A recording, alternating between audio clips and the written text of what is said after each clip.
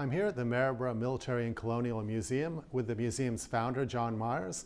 Now, John, you've just had through the door a really significant collection of medals. This is General Birdwood. Can you tell us a bit about who he was? Okay.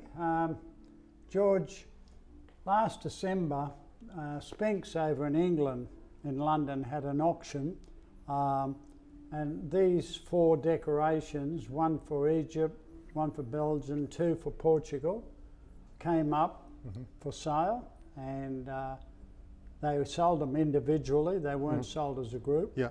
And anyway, because of the significance of the recipient, we were very keen to get them because of our strong connection with the Gallipoli campaign.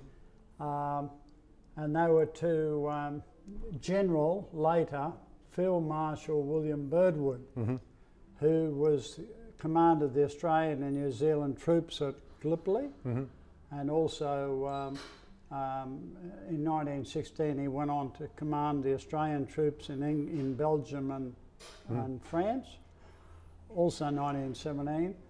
And in 1918 he was promoted to the full rank of general, and given the command of the British Fifth Army. So that was a very significant posting to hold.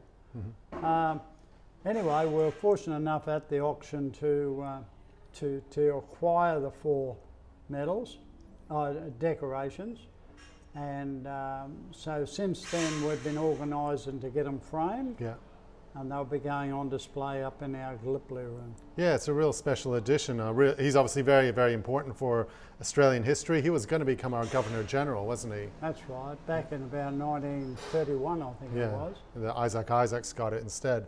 He visited Maryborough in 1920 for a couple of days. Oh yeah, in 1920 he arrived in Maryborough on a special train.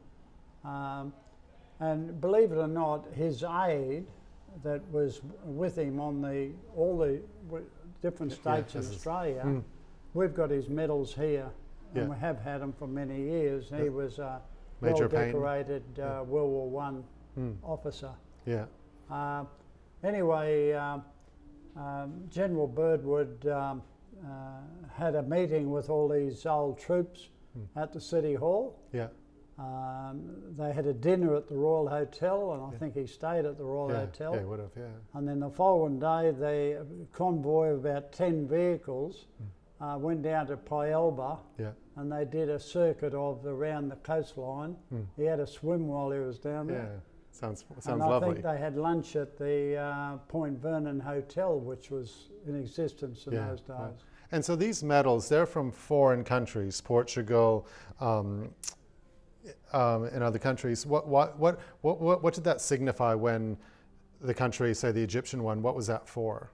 Well, the Egyptian government, it was one of our allies during the war, and they have awarded different levels of awards or decorations to different officers and soldiers throughout the war, and the same with the Belgians and the Portuguese, as well as the other European countries that were allies of ours. And this feels like a nationally significant collection of medals for someone so significant for our history. It must be a real coup to have it here at the Maryborough Military Museum, say, instead of the Imperial War Museum or the museum in Canberra. Well, interestingly, I was only speaking to Brendan Nelson, the director of the Australian War, used to be the director of the Australian War Memorial. He's now, as a matter of interest, back there again as the chairman of the board.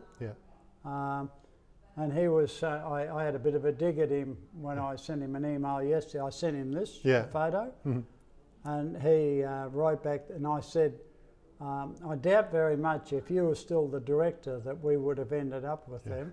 And he wrote back and said, "You're correct."